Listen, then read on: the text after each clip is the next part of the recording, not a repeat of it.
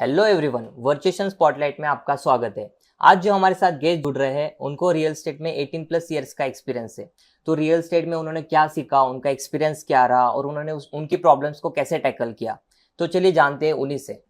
तो सबसे पहले सर मैं आपका स्वागत करना चाहता हूँ वर्चुएशन स्पॉटलाइट में।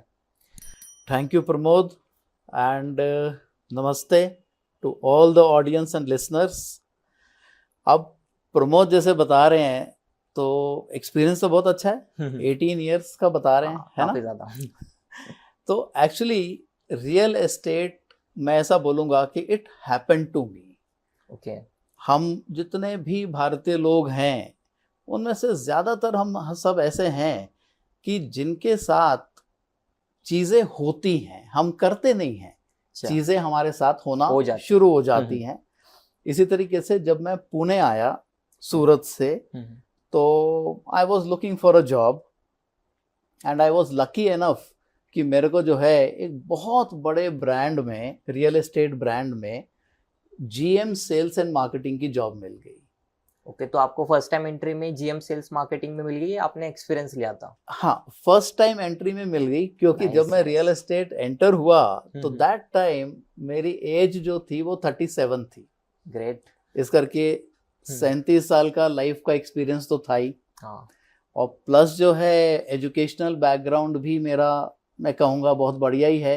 पेरेंट्स ने अच्छा दिया, MBA marketing, MBA finance. Nice. तो इस वजह से जो है वो मेरे को आते ही जो है वो रियल एस्टेट में as GM sales and marketing एक बड़े ब्रांड में मौका, अपॉर्चुनिटी मिली, मौका मिला। और वहाँ से मैंने रियल एस्टेट शुरू किया। और सच बताऊं तो उस समय मैंने ऐसा सोचा था कि चलो मैं सूरत से पुणे आ रहा हूँ तो 3 to 6 months मैं जॉब करूँगा, उसके बाद मैं कुछ ना कुछ अपना शुरू कर दूँगा। तो करते करते करते 3 से 6 महीने की जगह आज 18 साल बीत गए और मैं रियल एस्टेट के साथ कनेक्टेड हूँ। एंड मैं बहुत धन्यवाद देता हूँ ऊपर वाले का कि real estate happened to me. मैं कोई मन से नहीं आया था, लेकिन आज उन्होंने मुझे इस लायक बनाया है कि मैं रियल एस्टेट की कोचिंग भी करता हूँ, लाइफ स्किल्स की कोचिंग भी करता हूँ, सॉफ्ट स्किल्स ट्रेनर भी हूँ। Nice nice. तो सर आपने ये जो 18 साल पहले जर्नी चालू की थी, तो आप सोच के आए थे कि रियल एस्टेट में ही जाना है या ऐसे कुछ अलग करने आए थे पुणे में? नहीं, कुछ अलग ही करने आया था, बिकॉज मैं जो था मैं एजुकेशन बैकग्राउंड से था। Okay, so you did MBA in finance, so आपने सोचा कि you will do corporate job something. Yes, I am MBA finance and MBA marketing, लेकिन मेरा पूरा जो कह सकते हैं अभी तक का करियर गया है वो मार्केटिंग और सेल्स में ही गया है। अच्छा। और उसमें से भी एक बड़ा चंक जो है वो रियल एस्टेट में गया और उसके पहले जो है वो एजुकेशन सेक्टर में था। नाइस। तो उसका रियल एस्टेट सोच के नहीं हुआ, वो बस एक बड़े ब्रांड में मेरे को मौका मिला और वहां से रियल एस्टेट जो चलना शुरू हुआ तो वो आज तक चले जा रहा है। काफी बढ़िया सर, आपकी जर्नी काफी इंस्पिरेशन देती है सबको। तो सर जैसे कि आपने बोला कि आप 18 साल से रियल एस्टेट में हो और ऑलमोस्ट ये 2 डिकेड हो गए, तो आपने रियल एस्टेट में मेजर चेंजेस क्या देखे कि 20 साल पहले रियल एस्टेट में क्या था और आज क्या है? मेजर चेंजेस आपने क्या क्या देखे आज तक? बहुत से चेंजेस आए इन 18 साल में जो है वो रियल एस्टेट में बहुत से चेंजेस आए, जिसमें से कुछ की बात मैं करना चाहूँगा। कि एक चेंज ये आया, और जो चेंजेस आए वो आए किस वजह से, अगर मैं पुणे की बात करूं, क्योंकि मैं पुणे में ही अपना सारा रियल एस्टेट से रिलेटेड हूँ, तो it happened because of IT. जैसे जैसे आईटी इंडस्ट्री का बूम होता चला गया वैसे वैसे रियल एस्टेट में भी एक ग्रोथ होती चली गई। अभी जैसे पहले कैसा था, बहुत साल पहले ऐसा था कि एक सिंगल बिल्डिंग या 2 बिल्डिंग्स का प्रोजेक्ट लेके कोई 2 भाई या फादर एंड सन बैठ जाते थे। और वो खुद ही बैठते थे। अगर आपने देखा होगा, आप उम्र में काफ़ी छोटे हैं लेकिन फिर भी अगर आपने देखा होगा कि वो बनी बनाई रिसीट बुक्स आती हैं जिसमें कार्बन पेपर डाल देते थे। Old method of entry. Old method. तो कोई भी पेमेंट करने आया, फ्लैट बुक किया, दुकान बुक की, तो बस वैसी रिसीट इशू हो जाती थी। लेकिन धीरे धीरे आईटी इंडस्ट्री ग्रो करती गई, तो रियल एस्टेट को भी एक एवेन्यू मिला ग्रोथ का। ओके। तो हमने ये देखा कि वो छोटे छोटे प्रोजेक्ट्स की जगह अब जो है वो टाउनशिप्स आना शुरू हो गई। फिर बहुत बड़े बड़े जो बिल्डर्स होते चले गए, ब्रांड बनते चले गए, तो उन्होंने ऐसा कॉन्सेप्ट लाया कि भाई work near home. Work near home. हाँ, कि भाई आप पैदल ही अपने ऑफिस तक पहुंच जाओ, आपके ऑफिस के, आपके आईटी पार्क के बहुत करीब जो है हम अपना प्रोजेक्ट बना रहे हैं। अच्छा, अब ये प्रोजेक्ट भी कौन से थे? इंटीग्रेटेड टाउनशिप, जहां पे अंदर ही आपको सब कुछ मिल जाएगा।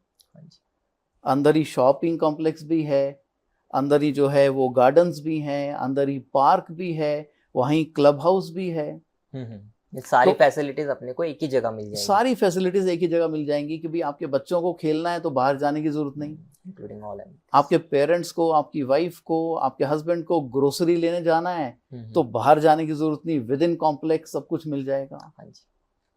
फिर धीरे धीरे हमने ये देखा कि पहले जमाने में जो प्रोजेक्ट्स होते थे तो वहां पे बस एक ही फैसिलिटी कह लो या एमेनिटी कह लो जो दी जाती थी, दैट वाज पार्किंग। और कारें तो होती नहीं थी, टू व्हीलर्स होते थे, साइकिल होते थे, तो वो उसके लिए पार्किंग स्पेस हो जाती थी। लेकिन जैसे जैसे आईटी आगे बढ़ा, रियल एस्टेट ने प्रोग्रेस करना शुरू किया, तो हमारे बहुत सारे डेवलपर्स जो हैं उन्होंने अपने प्रोजेक्ट्स में एमिनिटीज देना शुरू किया। स्विमिंग पूल आ गया, क्लब हाउस आ गया, गार्डन आ गया, चिल्ड्रन प्ले एरिया आ गया, योगा डेक आ गया। तो ऐसे करते करते जो हैं वो ढेर सारी लाइफस्टाइल एमिनिटीज आती चलेगी, बिकॉज हमारा भारतीय आदमी जो है उसकी इनकम बढ़ रही थी। वो अपने प्रोजेक्ट्स के लिए यूके, यूएस, मिडल ईस्ट जाके आ रहा था, तो उसको पता चल गया था कि एक चीज होती है जिसको कहते हैं लाइफस्टाइल। तो बिल्डर्स ने, रियल एस्टेट ने भारतीयों को लाइफस्टाइल देने में बहुत मदद की। अच्छा। एक और पहलू देखूं मैं, अगर जो चेंजेस आए जो मैंने देखे, वो चेंज आया बहुत बड़ा रियल एस्टेट में जब भारत सरकार ने डीमोनेटाइजेशन किया। 2016 डिमोनेटाइजेशन वो किया, फिर जीएसटी आया, और फिर आया रेरा। एक ऐसा एक्ट, एक ऐसा कानून जिसके आधार पे आज पूरे भारत में हमारी रियल एस्टेट इंडस्ट्री चलती है। तो हमारे ऑडियंस को रेरा के बारे में पता होगा या नहीं? कुछ लोगों को पता होगा, कुछ लोगों को नहीं। तो सर हमें रेरा के बारे में थोड़ा जानने मिलेगा, रेरा क्या होता है, इससे कस्टमर्स को क्या फायदा है, बिल्डर्स को क्या फायदा है, एक चैनल पार्टनर को क्या फायदा हो सकता है? आपका प्रश्न इतना प्यारा है कि अनायास ही मेरे चेहरे पे एक मुस्कुराहट आ गई क्योंकि मैं जहाँ भी ट्रेनिंग लेने जाता हूँ, जहाँ भी मेरे सेशंस होते हैं रियल एस्टेट फर्म्स में, कंपनीज में, इंडिविजुअल्स के पास, तो वहाँ मैं अपने दो बहुत फेवरेट क्वेश्चंस पूछता हूँ। तो आपने मुझे पूछा कि रेरा के बारे में कुछ बताऊं। रेरा एक ऐसा एक्ट है जो भारत सरकार ने रियल एस्टेट बायर्स, कस्टमर्स की प्रोटेक्शन के लिए लाया। ओके। बिकॉज रियल एस्टेट में देखिए, हर बिजनेस में, हर सेक्टर में, हर इंडस्ट्री में कुछ अच्छे लोग भी होते हैं और कुछ ना अच्छे लोग भी होते हैं। मैं बुरे नहीं बोलूंगा, हाँ। लेकिन ना अच्छे लोग भी होते हैं। हाँ, सर। कि जिनका ऑब्जेक्टिव ये होता है कि भाई हमने बस अपने कस्टमर से किसी भी तरीके से बाय हुक और क्रुक पैसा कमाना है। तो रियल एस्टेट में भी जो है वो ऐसे लोग हुआ करते थे। तो भारत सरकार ने ये सोचा कि भाई इतना पैसा कस्टमर खर्चता है एक फ्लैट लेने के लिए, शॉप लेने के लिए, शोरूम, ऑफिस लेने के लिए, तो उनको एक प्रोटेक्शन चाहिए। अब प्रोटेक्शन किस चीज से चाहिए? कि डेवलपर ने एज अ सैंपल और एज अ शो फ्लैट, ये भी मेरा एक सवाल रहता है मेरे सेशन में, the difference between sample and a show flat. वहां पर भी लोग गड़बड़ा जाते हैं।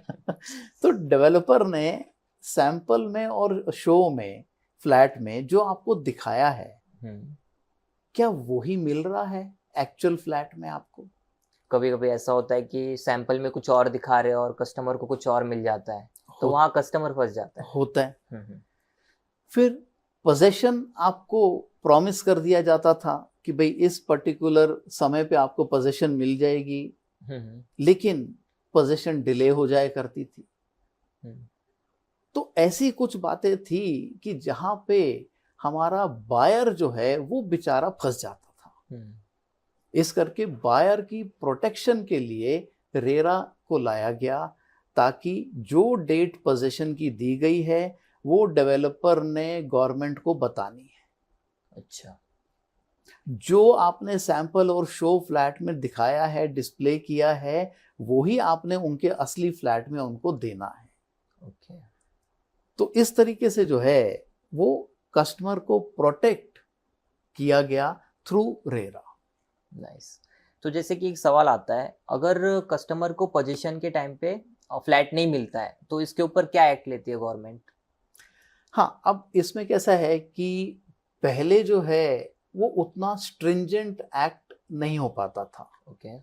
लेकिन जब से रेरा आया है तो कोई भी कस्टमर जिसने कहीं भी फ्लैट, ऑफिस या रियल एस्टेट का कोई भी टाइप का यूनिट खरीदा है, अगर उनको कमिटेड टाइम पे, प्रॉमिस टाइम पे पोजीशन नहीं मिलता है तो वो रेरा को अप्रोच कर सकते हैं।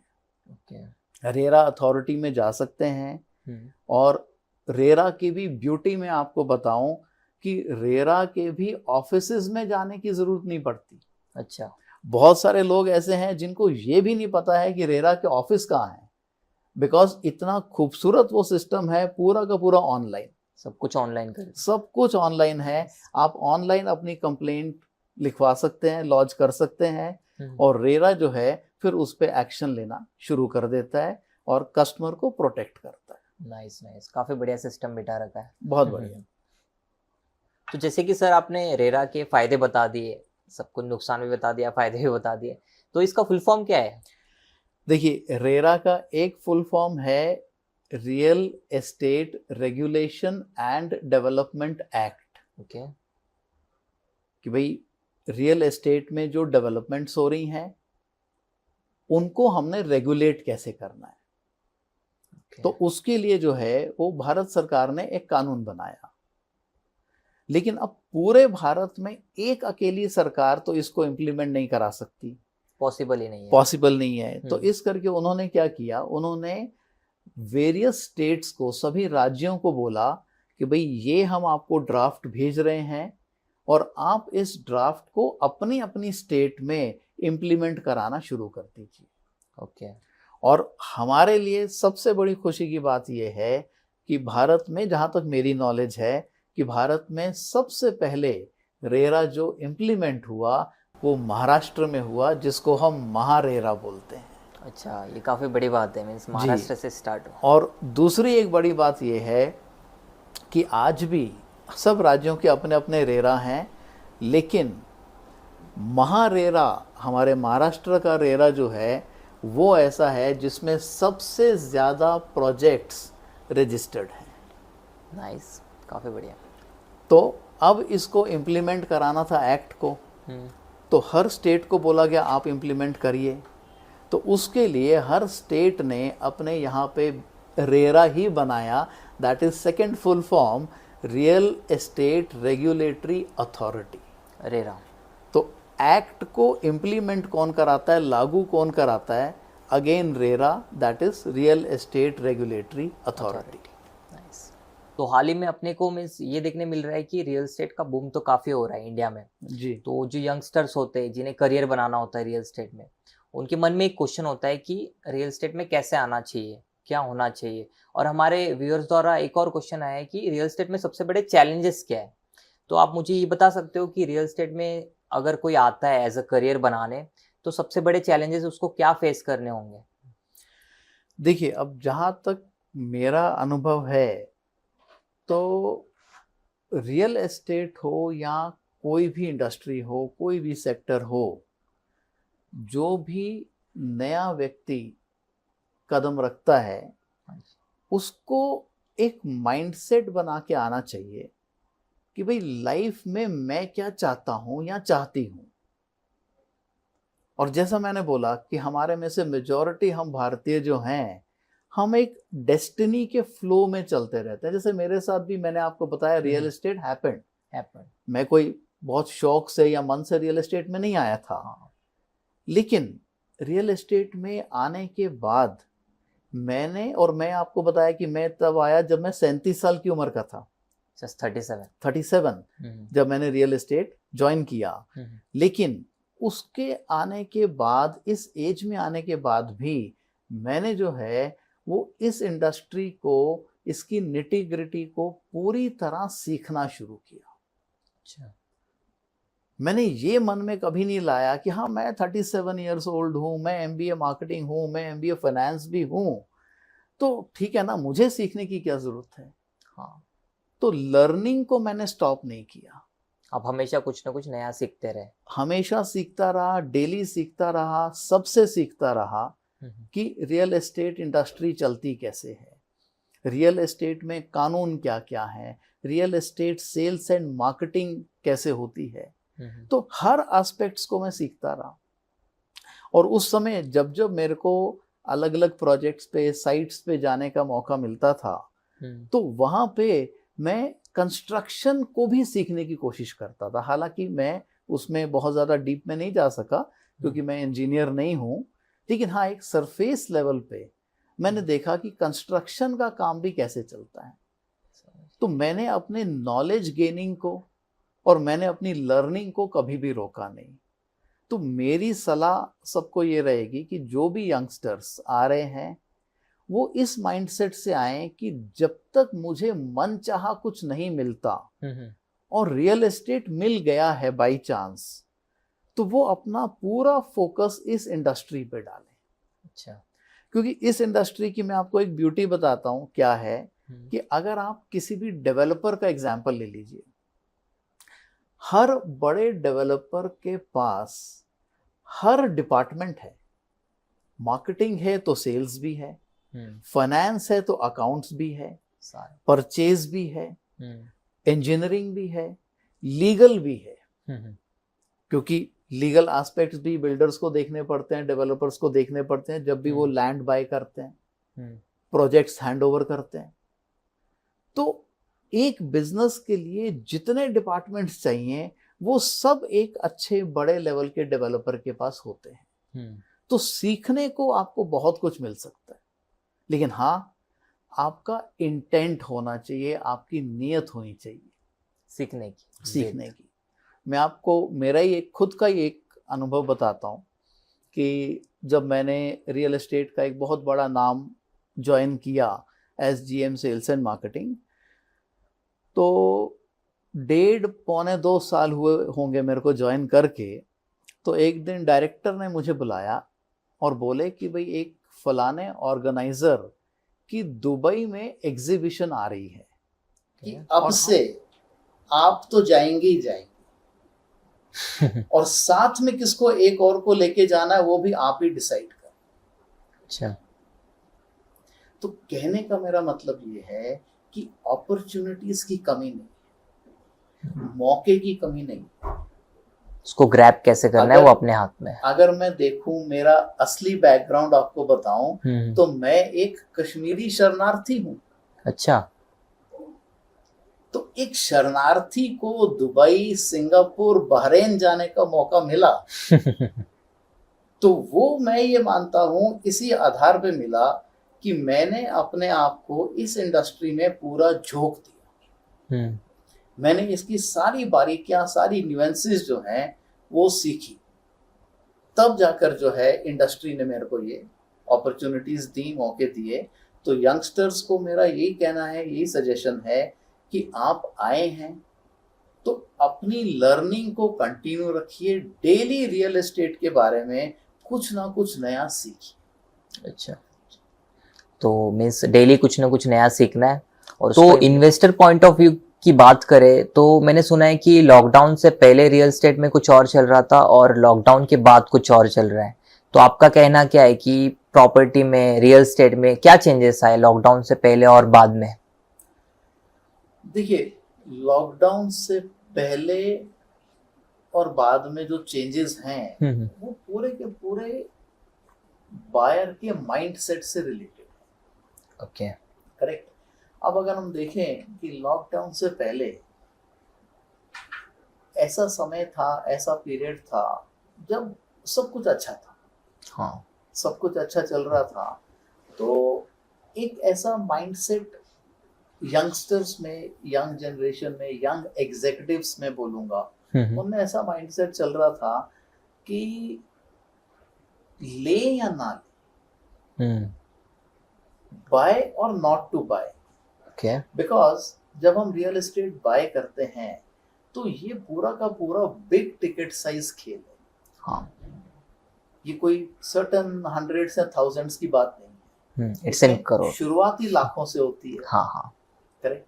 इस करके बहुत सारे यंगस्टर्स ऐसे हैं, यंग एग्जीक्यूटिव्स जैसे मैंने बोला वो ऐसे हैं, उनके मन में ऐसा चल रहा था कि भाई ऑलरेडी हमारे अपने अपने शहर में हमारे पेरेंट्स के मकान तो हैं, उन्होंने तो बनाए हुए हैं, तो फिर हमने क्यों बाय करना, हमने अपना पैसा क्यों ब्लॉक कर देना।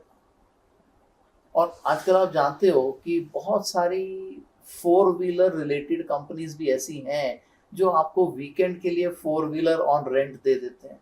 हाँ, जूम कार जैसे, जूम कार जैसा है। तो इस तरीके से जो है वो वहां पर भी लाखों रुपए खर्च नहीं करना चाह रहे थे और रियल एस्टेट में भी नहीं खर्च करना चाह रहे थे।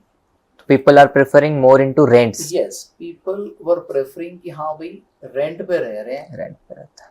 नलका खराब हो गया ओनर को फोन कर देंगे, ड्रेनेज प्रॉब्लम हो गई ओनर को फोन कर देंगे, तो मेरी कोई हेडेक नहीं है टेंशन किसी नहीं तरीके की। सही बात। लेकिन फिर जो है वो पैंडेमिक आया और उसके इमीडिएटली बाद जो है वो लोगों के मन में आया कि नहीं भाई, अपना एक मकान होना जरूरी है, अपना खुद का एक घर होना जो है वो जरूरी है। बिकॉज पैंडेमिक में लोगों की इनकम बंद हो गई, हाँ, तो अब रेंट देंगे कहाँ से।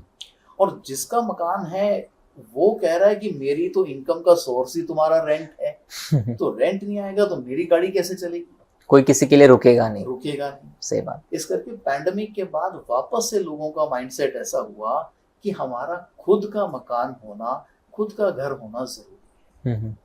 तो बॉटम लाइन मैं आपको ये बताना चाहूंगा कि पैंडेमिक और no pandemic, your own home और rental, real estate will stay in the market. हाँ, उसको बिकना ही बिकना है, लोगों ने खरीदना ही खरीदना है, चाहे अपने लिए खरीदें, चाहे इन्वेस्टमेंट के लिए खरीदें, रेंटल पर्पस पे देने के लिए खरीदें, लेकिन रियल एस्टेट चलने ही वाली है। ये हमारी बॉटम लाइन। घर कपड़ा मकान, घर कपड़ा तो रियल एस्टेट तो हमेशा ही रहना है। बिल्कुल।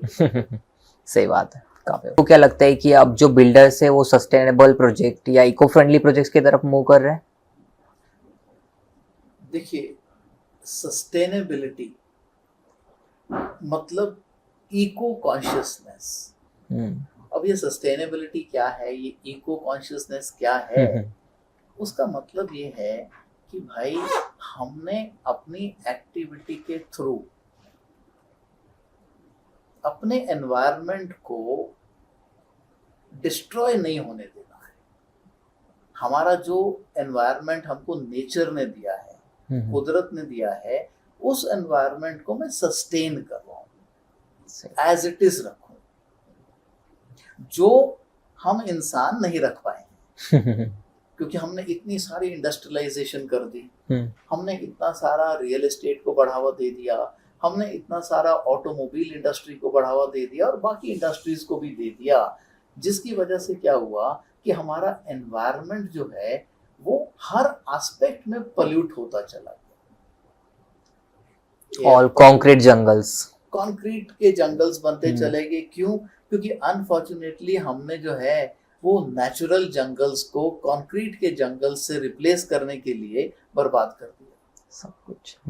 हमने हर शहर की छोटी छोटी जो पहाड़ियां होती हैं, जहां लोग सुबह वॉक के लिए चले गए, अपनी एक्सरसाइज के लिए चले गए, फ्रेश ऑक्सीजन के लिए चले गए, हमने उन पहाड़ियों को खत्म कर दिया। और हर जगह हमने रियल एस्टेट लाना शुरू कर दिया। लेकिन अब लोगों में वो कॉन्शियसनेस आ रही है, लोगों में वो एक अवेकनिंग आ रही है, आई वुड से, कि भाई अगली जनरेशन को मैं क्या दूंगा। मैं तो सांस की दवाई ले लेता हूँ, मैं तो इनहेलर यूज कर लेता हूँ, तो क्या मेरा ग्रैंड चाइल्ड भी वही करेगा? हाँ। और फिर वो मेरे बच्चों को पूछेगा कि मुझे ये क्यों करना पड़ रहा है, तो हमारे बच्चे बोलेंगे तुम्हारे ग्रैंडफादर की वजह से करना पड़ रहा है। क्योंकि उन्होंने जो है अपने टाइम पे सस्टेनेबिलिटी पे ध्यान नहीं दिया। तो मुझे खुशी है आपको ये बताते हुए कि रियल एस्टेट इंडस्ट्री ने इस तरफ बहुत से इनिशिएटिव्स लिए हैं, बहुत से स्टेप्स आगे बढ़ाए हैं कि जहाँ पे हम एनवायरनमेंट को सस्टेन करने के लिए काम कर रहे हैं। जैसे कि हमने जो है सोलर पैनल्स लगाने शुरू कर दिए हैं बिल्डिंग्स पे। ओके।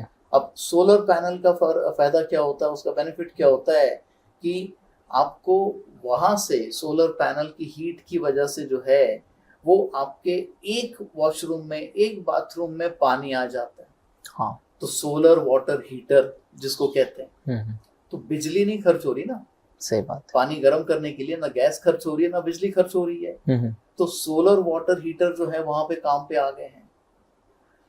उसी तरीके से बहुत सारे प्रोजेक्ट्स में अभी गवर्नमेंट की तरफ से भी ऐसा है, अथॉरिटीज की तरफ से भी ऐसा है कि आपने एक लैंड पे प्रोजेक्ट करना है तो आपको जो है ईसी लेना पड़ता है, एनवायरनमेंट क्लियरेंस।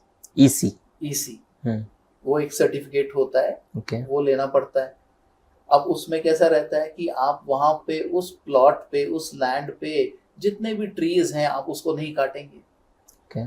आप उनको एज इट इज रख के जो है वो अपना प्रोजेक्ट बनाएंगे। तो ट्रीज हमारे कटते नहीं हैं। लेकिन अगर प्रोजेक्ट की बहुत सारी जरूरत आ गई कि काटना ही पड़ेगा, तो एक हमको अंडरटेकिंग देनी पड़ती है कि भाई जितने ट्रीज मुझे काटने पड़ रहे हैं उसकी परमिशन अगर मुझे मिल जाए तो मैं उनको दूसरी जगह रिलोकेट कर दूंगा। Okay, relocation of trees. तो वैसा हो जाता है। तो इस तरीके से जो है वो बहुत सारी इको कॉन्शियसनेस अभी लोगों में आई है। बिल्डर्स ने उसको प्रमोट करना शुरू किया है, जिसकी वजह से कॉस्ट इफेक्टिव भी हो रहा है। बिकॉज जैसे मैंने सोलर वाटर हीटर की बात की, तो अब जिन प्रोजेक्ट्स में सोलर पैनल्स डेवलपर्स लगा के दे रहे हैं, तो उन प्रोजेक्ट्स का जो प्रॉपर्टी टैक्स आता है उसमें उनको डिस्काउंट मिलता है। ओके, तो बिल्डर का भी फायदा हो रहा है इसमें कहीं ना कहीं। बिल्डर का तो फायदा उतना हो रहा है कि नहीं हो रहा है, क्योंकि बिल्डर को भी बहुत सारी फैसिलिटीज मिलती हैं, हो ही रहा है। लेकिन जो लोग खरीद रहे हैं वहां पे यूनिट्स, लेटर ऑन उनको प्रॉपर्टी टैक्स दूसरी बिल्डिंग्स और प्रोजेक्ट्स के कंपैरिजन में कम आता है, बिकॉज उनके प्रोजेक्ट में सोलर पैनल्स हैं। तो इस तरह से अगर हम इको कॉन्शियसनेस को बढ़ावा देते हैं, सस्टेनेबिलिटी के मेथड्स एंड टेक्निक्स को बढ़ावा देते हैं, तो डेवलपर्स को भी फायदा है, एनवायरनमेंट को भी फायदा है, और बायर्स को भी जो है वो कॉस्ट इफेक्टिव हो जाता है in the long run. And also customer point of view से मींस आपको लश ग्रीन प्रोजेक्ट्स मिल जाएंगे, आपके आसपास का एटमॉस्फेयर एंड ऑल बिल्कुल मिल रहे हैं। बहुत सारे डेवलपर जो हैं जिनका प्रोजेक्ट का लैंड एरिया थोड़ा बड़ा होता है, फॉर्चुनेटली, तो वो अपने उस लैंड एरिया में थोड़ी सी जगह पे जहाँ एमिनिटीज बनाते हैं वहां पे वो एक ऐसा बना देते हैं कि छोटा सा जंगल जैसा कह लो, जंगल, जिसको वो ऑक्सीजन पार्क का नाम दे देते हैं। तो इस तरीके की चीजें जो हैं वो काफी सारी प्रमोट की जा रही हैं, and that is a healthy sign. आने वाले समय में जो आप देखोगे कि ये चीजें धीरे धीरे मैंडेटरी हो जाएंगी, और हर डेवलपर को इको कॉन्शियसनेस लाना ही पड़ेगा, सस्टेनेबिलिटी करना पड़ेगा। क्योंकि जिस तरह से पॉल्यूशन बढ़ रहा है उस हिसाब से तो हमें ये सब चीजें करनी पड़ेगी, वरना फ्यूचर जनरेशन की काफी दिक्कत हो जाएगी। बिल्कुल बिल्कुल बिल्कुल। खाली डॉक्टर्स का फायदा होगा। चलो, तो पुणे की ऑडियंस है, खासकर उनका ये सवाल है कि पुणे में अभी बेस्ट इन्वेस्टमेंट के लिए कौन से लोकेशंस हो सकते हैं, तो आप उनको थोड़ा बताइए कि क्या क्या हो सकता है। अभी अगर इन्वेस्टमेंट की बात करूं तो देखा जाए तो पूरा पुणे ही बहुत बढ़िया है। अच्छा। बिकॉज पुणे उन शहरों में से है, बहुत कम ऐसे शहर हैं जो हर दिशा में बढ़ रहे हैं। ओके। और आप वेस्ट ले लो, आप ईस्ट ऑफ पुणे ले लो, आप साउथ ऑफ पुणे ले लो, तो every direction has its own benefits. अब अगर हम बात करें कि हाँ भाई, जो लोग मुंबई से बहुत अप डाउन करते हैं, तो वो हमेशा प्रेफर करते हैं कि वेस्ट में बानेर, बालेवाड़ी, वाकड़, और अभी वेस्ट में भी जो है वो और भी लोकेशंस हैं आपके पास, रावेत है, पूनावड़े है, बहुत बढ़िया बढ़िया प्रोजेक्ट्स वहाँ पर आए हुए हैं जो इन्वेस्टमेंट के लिए भी अच्छे हैं। और अगर कम्यूटर्स ने इसलिए लेना है कि वो आके रह सकें 2 दिन, अपने बिजनेस का काम कर सकें, फिर मुंबई जा वापस सकें, तो वो भी अच्छा है। एंड अगर आप बात करेंगे कि समझिए कि कोल्हापुर से कोई लोग आते हैं, स्टडी करने आते हैं, या बिजनेस पर्पस से आते हैं, जॉब पर्पस से आते हैं, तो उनके लिए कात्रज है, अम्बेगांव है, NIBM का एरिया है, ये सारा एरिया जो है वो बहुत बढ़िया ल्यूक्रेटिव है उनके लिए, तो वहाँ पे वो इन्वेस्ट कर सकते हैं। उसी तरीके से अगर हम देखें कि नगर से कोई लोग आते हैं, हाँ। अब नगर से आने वाले हैं या उनके बच्चों को यहाँ एडमिशन मिल जाती है, या संभाजी नगर से आते हैं पुणे में, तो उनके लिए खराड़ी, ईस्ट ऑफ पुणे, वाघोली है, वो अच्छा है, विमान नगर अच्छा है, न्यू कल्याणी नगर जिसको वडगांव शेरी हम बोलते हैं बेसिकली। तो ये सारे एरिया जो है, आप पुणे के कोई भी लोकेशन देख लीजिए, तो पुणे की हर लोकेशन के अपने बेनिफिट्स हैं। और सबसे बढ़िया बात क्या है कि हर लोकेशन में कहीं ना कोई डेवलपमेंट हो रही है which is related to infrastructure. कहीं पे आपको मेट्रो मिल जाएगी, कहीं पे आपको फ्लाईओवर्स मिल जाएंगे। तो इस तरीके से जो है अपनी रिक्वायरमेंट के हिसाब से हर आदमी जो है वो डिसाइड कर सकता है। एंड पर्सनली पुणे की हर लोकेशन मेरे लिए जो है वो इन्वेस्टमेंट के लिए बहुत फायदेमंद है, बहुत बेनिफिशियल। तो पुणे की हर एक लोकेशन का अपने अपने फायदे हैं। अपने अपने जैसे कि आपने बोला, जो लोग मुंबई से आना जाना कर रहे हैं उनके लिए west Pune is best. Yes, nice, काफी बढ़िया। पॉडकास्ट के स्टार्टिंग में हमने बात की थी कि सर एक रियल एस्टेट कोच भी करते हैं, रियल एस्टेट कोचिंग भी देते हैं। तो मेरे दिमाग में एक सवाल आया कि रियल एस्टेट कोचिंग में होता क्या है, as a employer point of view, employee point of view, या कोई एज अ फ्रेशर, कि रियल एस्टेट कोचिंग में क्या क्या मिलता है और इससे क्या बेनिफिट्स मिलते हैं। देखिए अभी ऑफ लेट अगर आप देखेंगे तो रियल एस्टेट के जो डिफरेंट वर्टिकल्स कह लो, जैसे चैनल पार्टनर्स हैं, ओके, या बिल्डर्स हैं, या फिर आप कह लीजिए कि आजकल कुछ साल से जो एक नया वर्टिकल आ रखा हुआ है रियल एस्टेट इंडस्ट्री में, दैट इज सोर्सिंग। करेक्ट। तो इन तीनों में, बिल्डर्स हो, सोर्सिंग हो, या फिर चैनल पार्टनर्स हो, यहाँ पे बहुत सारे यंगस्टर्स इन कंपनीज में, फर्म्स में आपको मिल जाएंगे, फ्रेशर्स आपको मिल जाएंगे। बट जो मेरा अनुभव है, जो मैंने देखा है, वो कैसा है कि बहुत सारी कंपनीज, बहुत सारी फर्म्स जो हैं, वो very unfortunately hire and fire की पॉलिसी को अपना रहे। Hire and fire okay. कि भाई मेरे को 5 लोगों की जरूरत है, तो अपने HR से कहेंगे 10 लोग ले लो, 15 लोग ले लो, उसमें से जो 5 उनको बेस्ट लगे उनको रिटेन किया, बाकी लोगों को 1 महीने के बाद बाय बाय कर दिया। इससे क्या होता है कि एक यंग माइंड वो स्ट्रेस में आ जाता है। अब स्ट्रेस में आने का कारण क्या है, उनको फायर करने का कारण क्या है, तो उसके पीछे मैं यंगस्टर्स की गलती नहीं मानता। अच्छा। मैं गलती किसकी मानता हूं कि जिन्होंने उनको हायर किया। आप यंगस्टर्स को हायर कर रहे हैं, आप फ्रेशर्स को हायर कर रहे हैं, लेकिन आप उनको रियल एस्टेट की कोई ट्रेनिंग नहीं दे रहे। इस करके रियल एस्टेट ट्रेनिंग जो मैं देता हूं, वो किसी भी एक फ्रेशर को, किसी भी एक यंग एग्जीक्यूटिव को पूरा इक्विप कर देती है कि what actually real estate is. Okay. और रियल एस्टेट में कस्टमर रिटेंशन कैसे करनी है, कस्टमर अप्रोच कैसे करनी है, जैसा मैंने आपको बताया हमारी डिस्कशन में कि भाई अलग अलग डिपार्टमेंट्स हैं। तो अगर हम देखें तो रियल एस्टेट के सेल्स के अंदर भी अलग अलग डिपार्टमेंट्स हैं। ओके। रियल एस्टेट के कौन से पॉइंट्स हमें बताने हैं। रियल एस्टेट में बहुत इंपॉर्टेंट चीज है सेल्स वालों के नजर से मैं देखूं तो that is rapport building, rapport building, relationship building. Okay. अब आप जाएंगे बहुत सारे प्रोजेक्ट्स में आप देखोगे कि आप एज अ कस्टमर गए, एज अ प्रोस्पेक्ट गए, तो वहां पे आप उनके सामने बैठ गए और सेल्स वाले जो बेचारे ट्रेंड नहीं हैं वो स्ट्रेट अवे आपको जो है वो 2 BHK, 3 BHK, 4 BHK की डिटेल्स बताना शुरू कर दी, विदाउट एनी इम्पोर्टेंस की प्रोजेक्ट क्या है उसके बारे में, विदाउट एनी इम्पोर्टेंस कि आप कौन है। सेल्स वाले ने, मार्केटिंग वाले ने सबसे पहले ये जानना जरूरी है कि मेरे सामने जो बंदा आके बैठा है एज अ प्रोस्पेक्ट, तो इसमें मैंने कौन सी बातें एक्सट्रैक्ट करनी है, इनकी कौन सी बातें जाननी है, इनकी रिक्वायरमेंट्स को कैसे मैंने समझना है। एक बारी मैं उनकी रिक्वायरमेंट को समझ गया तो मैं अपने प्रोजेक्ट को उनको कनेक्ट करवा दूंगा अच्छे से। लेकिन ये ट्रेनिंग दी ही नहीं जाती है। सोर्सिंग जो वर्टिकल मैंने आपको बोला, हाँ। उस सोर्सिंग वर्टिकल में भी क्या हो रहा है, वेरियस कंपनीज जो हैं वो क्या कर रही हैं कि भाई हायर कर लिया और इमीडिएटली उनको टारगेट्स दे दिए।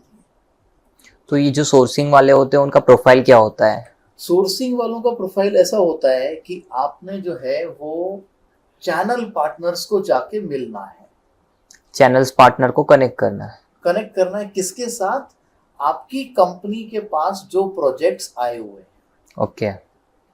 चैनल पार्टनर्स को आप कनेक्ट करोगे उन बिल्डर्स के साथ जिनके प्रोजेक्ट्स पे आपकी कंपनी काम कर रही है। लेकिन चैनल पार्टनर को जाके मैं कन्विंस कैसे करूं कि भाई आप मेरे प्रोजेक्ट की कैंपेन चलाओ, क्योंकि हर कैंपेन चलाने में पैसा खर्च होता है। Obviously. तो चैनल पार्टनर को मुझे कन्विंस करना आना चाहिए, मुझे उसको उसके बेनिफिट्स बताने आने चाहिए, मुझे उसको प्रोजेक्ट पिच करना आना चाहिए। लीडरशिप की अगर बात करें तो आप टीम बिल्डिंग करते हो, तो आपका लीडरशिप स्टाइल क्या है, उसमें आप क्या करते हो?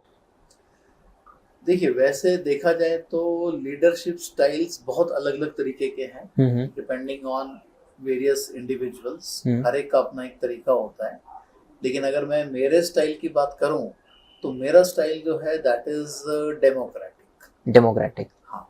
अब डेमोक्रेटिक में कैसा है कि मैं जितनी भी टीम्स बिल्ड करता हूँ या जितने भी लोग मेरे साथ काम करते हैं, एसोसिएटेड हैं, मैं उनको पूरी तरह सुनता हूँ। ओके। मैं उनको उनके व्यू पॉइंट्स प्रेजेंट करने का पूरा मौका देता हूँ। मतलब मैंने बोला और इम्पोज कर दिया and my word is the last word, वैसा नहीं है। मैं अपने सारे एसोसिएट, सारे साथियों की बात पूरी तरह सुनता हूँ, उनके व्यू पॉइंट जानता हूँ और उनको क्या सही लग रहा है, क्या सही नहीं लग रहा है, उनकी क्या सजेशंस हैं। वो साथियों को, मेरे बहुत सारे साथी ऐसे हैं, मेरे टीम के मेंबर्स ऐसे हैं जो ऑन फील्ड होते हैं डेली। okay. तो मैं भी जो हूँ वो फील्ड में रह चुका हूँ, वहां से चल चल के आज की पोजीशन तक पहुंचा हूँ। लेकिन आज जो मेरे साथ काम कर रहे हैं वो आज फील्ड पे हैं, तो ग्राउंड रियलिटी उनको पता है। तो वो आके मुझे अपना फीडबैक देते हैं मार्केट का, बाकी कई एस्पेक्ट्स का जो बिजनेस के हैं हमारे। तो मैं उनकी सारी बातें सुनता हूँ, बिकॉज आई कंसिडर कि एक डेमोक्रेटिक स्टाइल ऑफ लीडरशिप के लिए आपको एक अच्छा लिसनर होना बहुत जरूरी है। You have to be a good listener. Good listener if you want to be a leader. Okay. तो मेरा लीडरशिप स्टाइल वैसा है कि सबकी सुनो, सबकी सजेशंस लो, सबकी व्यू पॉइंट्स लो और फिर जो है वो उनको आधार बना के मैं अपने डिसीजंस लेता हूँ। सबको बेस्ट सॉल्यूशन प्रोवाइड करो। बिल्कुल। नाइस। यस। तो लीडरशिप की अगर आपने बात की कि डेमोक्रेटिक लीडरशिप स्टाइल हो गई, तो मैं ये जानना चाहता हूँ कि और कौन सी स्टाइल्स होती है ऐसे कि लोग फॉलो करते हैं? अभी जैसे और स्टाइल आप बात कर लो तो ऑटोक्रेटिक स्टाइल होता है। ऑटोक्रेटिक, हाँ। अब ऑटोक्रेटिक लीडर जो होता है वो एक इस तरीके का लीडर होता है जो कुछ सुनता नहीं है, खाली सुनाता है, खुद की करता है। खुद की करता है, खाली सुनाता है और खाली अपने इंस्ट्रक्शंस, अपने ऑर्डर्स वो इम्पोज करता है ताकि एज इट इज उसको इम्प्लीमेंट किया जा सके। अच्छा। एक और लीडरशिप स्टाइल होता है जिसको बोला जाता है सर्वेंट लीडरशिप स्टाइल। सर्वेंट। अब पॉलिटिकली करेक्ट रहने के लिए मैं एग्जाम्पल में किसी का नाम नहीं लूंगा, लेकिन सर्वेंट लीडरशिप स्टाइल में कैसा रहता है कि बंदा जो है वो ऐसा दिखाता है कि हाँ भाई मैं तुम्हारी सेवा कर रहा हूँ। आप अपनी टीम को संभालते हो, लेकिन आप कहीं ना कहीं जो है उस सेवा भाव से संभालते हो। अब उस सेवा भाव में एक्चुअली कौन सा भाव होता है, कौन सी भावनाएं होती हैं, गॉड नोस, और दैट फेलो में बी नोइंग, जो ऐसे लीडरशिप स्टाइल्स को फॉलो करते हैं। तो इस तरीके से हम देखें तो there are various leadership styles. Yes yes, जैसे कि आपकी जो डेमोक्रेटिक स्टाइल है वो काफी बढ़िया है, सबकी सुनो और सबसे बेस्ट सॉल्यूशन प्रोवाइड करो। बिल्कुल बिल्कुल। Nice sir. तो जैसे कि सर आपने बताया कि आप एग्जीबिशंस के लिए आउट ऑफ इंडिया भी गए हो, तो वहाँ का रियल एस्टेट एक्सपीरियंस और यहाँ के रियल एस्टेट में क्या ज्यादा फर्क दिखा आपको? अभी वहाँ मैं जिन एग्जीबिशंस के लिए गया, जिन प्रोग्राम्स के लिए गया, तो मुझे डिफरेंस ये लगा कि इंडियंस हमारे जो हैं उनके बिहेवियर में, उनके एटीट्यूड में। okay. अभी यहाँ पर अगर हम देखेंगे, इंडिया में कहीं पर भी हम देखें, तो जितने भी लोग एग्जीबिशंस में आते हैं, जो पोटेंशियल बायर्स हैं, तो दे आर वेरी इम्पेशेंट कि भाई हर स्टॉल पे जाएंगे, फटाफट सब कंप्लीट होना चाहिए, फटाफट ब्रोशर्स कलेक्ट कर लो।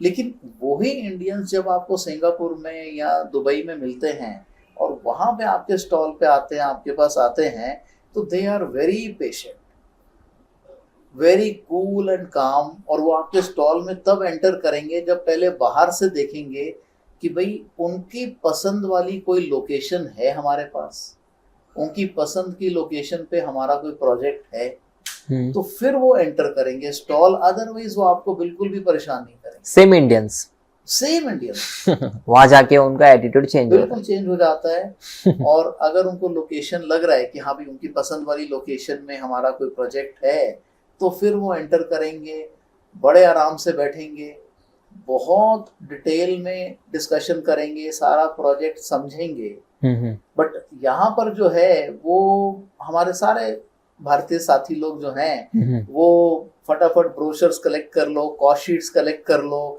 फटाफट सब समझ लो, डिस्काउंट पूछ लो, सब साइट विजिट्स कर लो एक साथ। मतलब प्रोजेक्ट को नहीं समझेंगे, लेकिन हाँ डिस्काउंट क्या दे रहे हैं उसके पीछे सबसे पहले लग जाएंगे। So that is the Indian mentality, that is the difference. Yes.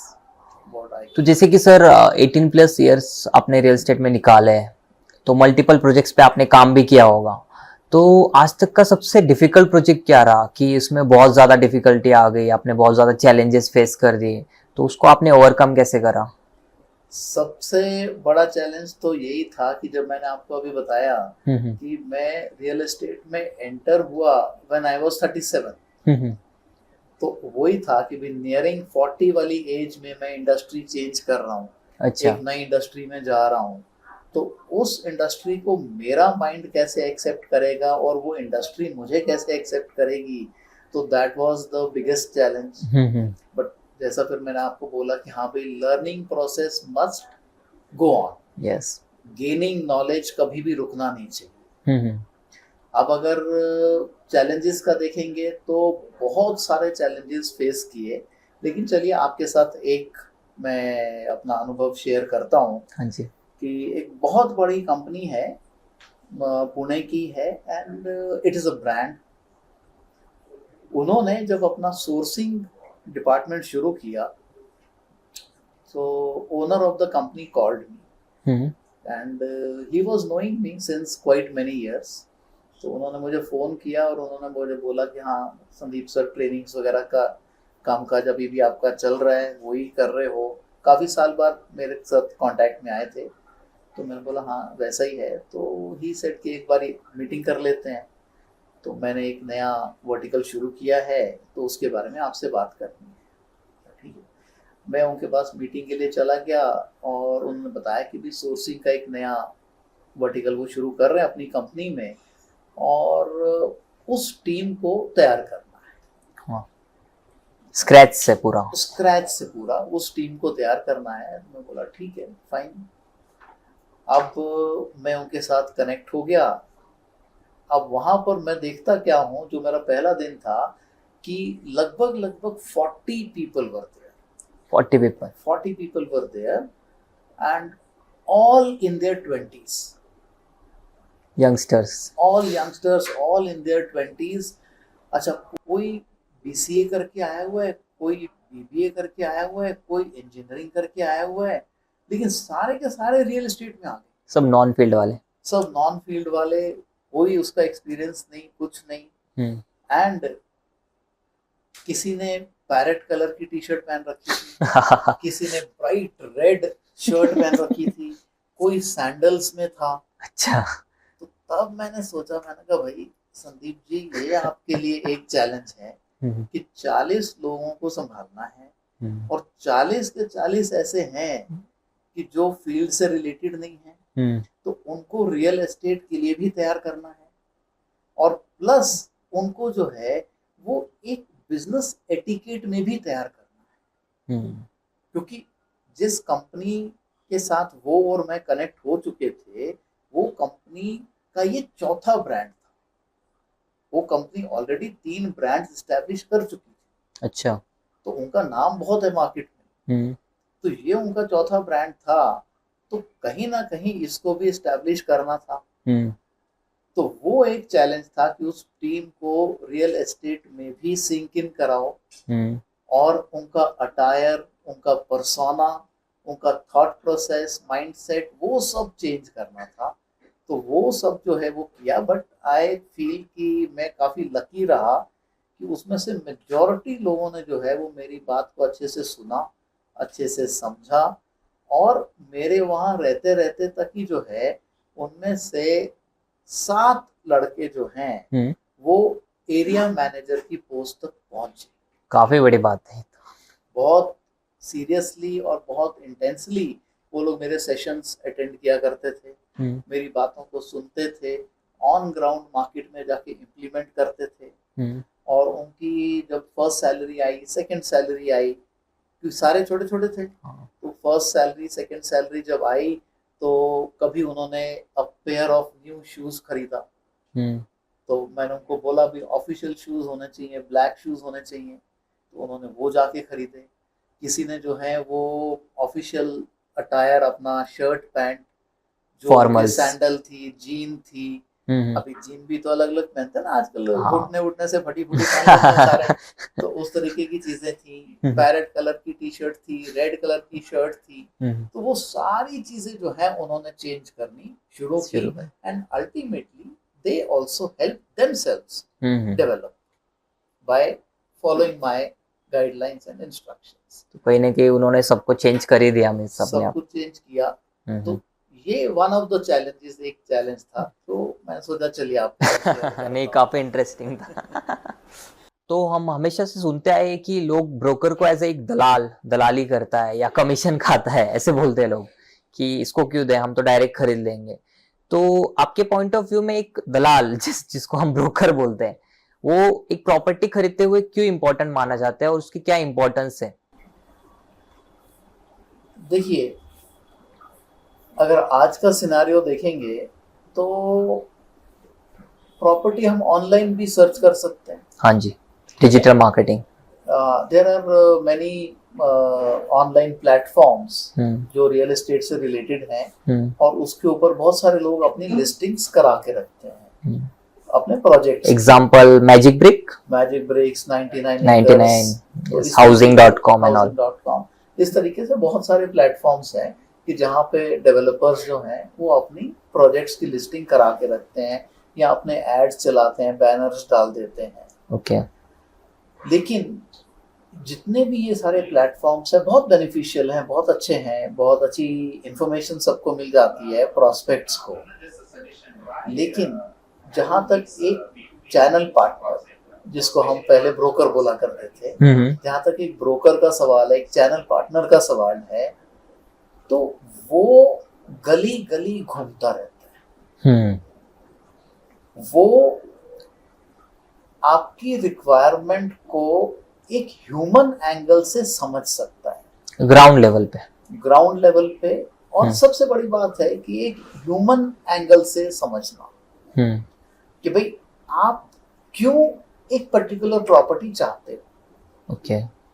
अभी देखिए, मैं आपको एक एग्जांपल देता हूँ कि एक बंदा है, उसके पास 2 BHK है, वो 3 BHK चाहता है। क्यों चाहता है 3 BHK?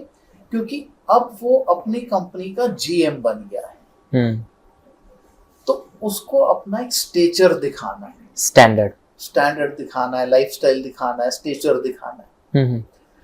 दूसरा एक बंदा है, वो भी 2 BHK में रहता है, उसको भी 3 BHK चाहिए। लेकिन उसको 3 BHK क्यों चाहिए? क्योंकि उसके बच्चे बड़े हो गए हैं, उनके बोर्ड के एग्जाम्स आने वाले हैं, तो उनको अलग रूम चाहिए, प्राइवेसी चाहिए।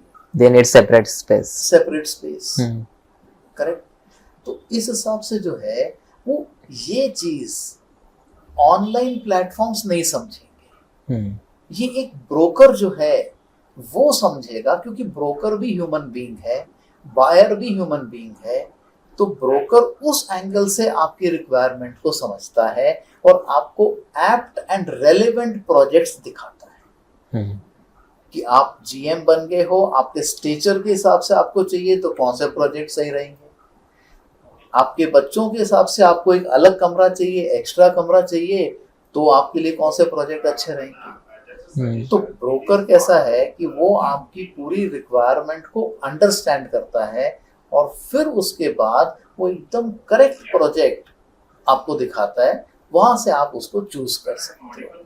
इस करके ब्रोकर को ये समझना कि हाँ ये दलाल है, दलाली लेगा। सबसे पहली मैं बात आपको बता दूं कि आजकल के चैनल पार्टनर्स जो हैं, ब्रोकर जो हैं, वो कस्टमर से कुछ नहीं लेते। फ्रेश सेल्स में जो फ्रेश सेल है, फ्रेश प्रोजेक्ट की, उसमें वो कुछ नहीं लेते हैं, क्योंकि उनको अपनी कमीशन बिल्डर से मिल जाती है। तो बिल्डर से कमीशन मिल जाता है, तो कस्टमर जीरो ब्रोकरेज है, उसको कुछ नहीं देना पड़ता है। उल्टा जो है उसको उसकी मदद मिलती है। और प्लस बहुत सारे लोग जो बात नहीं करते हैं कि ब्रोकर को पता है, ऑनलाइन प्लेटफॉर्म को पता नहीं है, लेकिन ब्रोकर को पता है कि कौन सा बिल्डर अपना प्रोजेक्ट कंप्लीट करने की ताकत रखता है। हाँ, ये ग्राउंड रियलिटी जो बिल्डर्स के साथ रहते हैं उनको ही पता होना। बिल्कुल। अभी हमने थोड़ी देर पहले बात की थी रेरा की। रेरा क्यों आया? कस्टमर की प्रोटेक्शन के लिए आया। अब ऑनलाइन प्लेटफॉर्म्स प्रोटेक्ट नहीं कर सकते, क्योंकि उनको पता नहीं है कि बिल्डर के पास फाइनेंशियल ताकत कितनी है। लेकिन क्योंकि ब्रोकर गली गली घूमता है, तो उसको पता है कि कौन से बिल्डर की फाइनेंशियल पोजीशन कैसी है और वो कहे हुए कमिटेड टाइम पे पोजीशन दे पाएगा या नहीं दे पाएगा। सही बात। इसलिए अगर ब्रोकर के थ्रू लेते हैं लोग कोई रियल एस्टेट, तो ऑथेंटिसिटी बढ़ जाती है, एक ट्रस्ट वर्दीनेस जो है वो बढ़ जाती है, और कहीं ना कहीं एक पक्का हो जाता है कि ये हमको वैसी जगह दिखाएंगे कि जहां पे चाबी हमारे हाथ में आ जाएगी। चाबी हाथ में आना, पोजीशन मिलना इज वेरी इंपॉर्टेंट। तो कहीं ना कहीं कस्टमर सिक्योर हो जाएगा ब्रोकर को हायर करके। वेरी ट्रू, वेरी सही है। जो पहले वाला मिथ था कि दलाली खाएगा, ये सब मिथ आज के जमाने में नहीं चलता है। नहीं, वो नहीं। बड़े प्रोफेशनल्स हो गए हैं आजकल, हमारे चैनल पार्टनर्स भी प्रोफेशनली काम कर रहे हैं और बड़े ट्रस्टवर्दीनेस से कर रहे हैं। सही बात है। तो जैसे जैसे रियल एस्टेट का मार्केट भी बूम हो रहा है, तो जैसे ही मार्केट बूम हो रहा है तो कंपनीज भी बट ऑब्वियस आएगी मार्केट में। तो मैं देख रहा हूँ कि आसपास में बहुत सारी नई कंपनीज बन रही है और वापस भी जा रही है। तो ये रियल एस्टेट कंपनीज में क्या लैग करते हैं वो लोग कि लॉन्ग टर्म नहीं खेल सकते? लाइक उनको क्या करना चाहिए कि वो एक लॉन्ग टर्म प्लेयर बन के मार्केट में रह सकते हैं? देखिए, अगेन मैं ये बोलूँगा कि रियल एस्टेट हो या कोई भी अदर सेक्टर हो, इंडस्ट्री हो, आप अगर किसी बिजनेस में कदम रख रहे हैं तो सबसे बड़ी बात जो हम भारत के लोग लैक करते हैं बहुत ज्यादा हद तक वो है प्लानिंग। कि हम लोग बिना प्रॉपर ऑन पेपर प्लानिंग के बिजनेस शुरू कर देते हैं।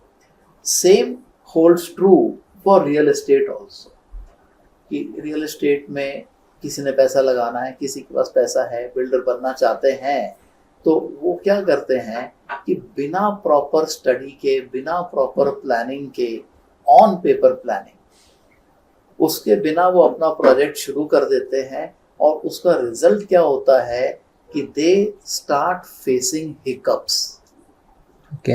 उनके उस जर्नी में जो है वो स्पीड ब्रेकर्स आने शुरू हो जाते हैं और फिर वो प्लानिंग करना शुरू करते हैं। लेकिन फिर उसमें जो है हर फेज में, हर स्टेप में उनका टाइम वेस्ट होता है। इस करके अगर हमने कोई भी बिजनेस करना है तो हम अगर ऑन पेपर में मैं बार बार एम्फेसिस दे रहा हूँ, क्योंकि रिटर्न चीज जो होती है वो हमारे दिमाग में एक इमेज की तरह बैठ जाती है, एक प्रॉपर ब्लूप्रिंट की तरह बैठ जाता है एंड वो रिकॉल होता रहता है। और मैं उस प्लानिंग के अनुसार काम करता हूँ, देन प्रोबेबिलिटी ऑफ सक्सेस मेरी जो है, सफलता के चांसेस जो है वो मेरे बढ़ जाते हैं। तो रियल एस्टेट में भी चाहे एज अ बिल्डर काम करना है, एज अ चैनल पार्टनर करना है, या सोर्सिंग फर्म करना है, किसी भी वर्टिकल में आपको काम करना है, तो आप पहले पूरा अपना प्लानिंग करिए। दूसरी एक चीज है कि बहुत सारे लोग बहुत MBA कर रहे हैं डेटा एनालिटिक्स, बहुत लाखों रुपए खर्च करके, लेकिन कहीं ना कहीं हमारा रियल एस्टेट इस डेटा एनालिटिक्स को अभी भी समझ नहीं रहा है। आपके पास जो डेटा आता है, क्या आप स्टडी करते हो कि भाई किस टाइप का कस्टमर क्या खरीदना चाहता है, किस लोकेशन पे खरीदना चाहता है, उसकी जो रिक्वायरमेंट्स है वो कैसी रिक्वायरमेंट्स है। तो ये चीजें अभी भी रियल एस्टेट इंडस्ट्री अपनी प्लानिंग में नहीं लाती। इस करके वो हैफेजेडली अपने प्रोजेक्ट शुरू कर देते हैं, जहां पे उनको सेल्स में फिर प्रॉब्लम आनी शुरू हो जाती है। तो मेरी सजेशन ये रहेगी कि कोई भी प्रोजेक्ट आपको करना है, कोई भी मैंडेट पे आपको लेना है, या कोई भी टाइप से आपको रियल एस्टेट में सेलिंग करनी है, तो पहले पूरी प्लानिंग करिए, पूरी स्टडी करिए उसकी, और फिर आप उसमें आगे बढ़िए। तो एक प्रॉपर प्लानिंग होनी बहुत जरूरी है। Very yes. तो अब हम आ जाते हैं इस पॉडकास्ट के लास्ट सवाल पे, जो कि है कि सर ने रियल एस्टेट में सबसे मोस्ट वैल्यूएबल लेसन क्या सीखा आपने? जैसा कि मैंने आपको बताया कि रियल एस्टेट इंडस्ट्री वैसी इंडस्ट्री है जहां पे आपके पास वेरियस डिपार्टमेंट्स हैं, सारे डिपार्टमेंट्स हैं। एक बिजनेस को जो चाहिए वो सब कुछ आपके पास होता है। प्लस दूसरा एक बेनिफिट इस इंडस्ट्री का ये है कि आप हर दिन नए लोगों को मिलते हैं। तो यहाँ पर आकर मैंने जो सीखा, जो मैं यंगस्टर्स को भी बताना चाहूँगा, वो ये है कि एक तो आप अपनी नेटवर्किंग बढ़ाते जाइए। नेटवर्किंग, हाँ, यानी कि अपनी पहचान। अलग अलग लोगों से मिलते हैं तो उनके साथ अपना रैपो, अपना रिलेशन, अपनी पहचान डेवलप कीजिए। ओके। और दूसरा जो मैंने पहले भी बोला कि रियल एस्टेट में बहुत ज़्यादा इंटेंसिटी है, बहुत डेप्थ है, तो अपनी नॉलेज गेनिंग को कभी भी रोकिए मत। हमेशा कुछ ना कुछ नया सीखते रहना है। कुछ ना कुछ नया सीखिए, डेली सीखिए, लोगों को सीखिए, क्योंकि यहाँ पे खाली टेक्निकल बातें नहीं है, यहाँ पे कंज्यूमर बिहेवियर को सीखने का भी बहुत कुछ मौके आपको मिलते हैं। यहाँ पे डेटा एनालिटिक्स के भी मौके आपको मिलते हैं। इस करके अगर आप अपनी लर्निंग को कंटिन्यू रखेंगे, आप अपनी नॉलेज गेनिंग को कंटिन्यू रखेंगे, तो then there is no looking back in this industry, और आपकी सफलता को कोई रोक नहीं पाएगा। सही है। तो आज संदीप सर ने हमारे साथ बहुत प्यारी प्यारी बातें शेयर करी रियल एस्टेट के बारे में, बहुत इंसाइटफुल बातें, बहुत नॉलेज वाली बातें। तो हमें इनसे बहुत आज रियल एस्टेट के बारे में सीखने मिला। तो thank you so much sir हमारे साथ जुड़ने के लिए। थैंक यू प्रमोद कि आपने मेरे को इनवाइट किया। Thank you for having me. और बहुत अच्छा लगा आपसे बात करके, आपके ऑडियंस से बात करके, और आगे भी आपके साथ कनेक्टेड रहेंगे। यस सर, हमारे Thank साथ you. ऐसे ही जुड़े रहिए। और मैं ऑडियंस को बताना चाहता हूँ कि अगर सर के साथ आपको जुड़ना हो, कुछ सॉफ्ट स्किल ट्रेनिंग या रियल एस्टेट की कुछ कोचिंग लेनी हो, तो इनकी टीम का नंबर मैं डिस्क्रिप्शन में शेयर करता हूँ। Thank you so much, bye bye.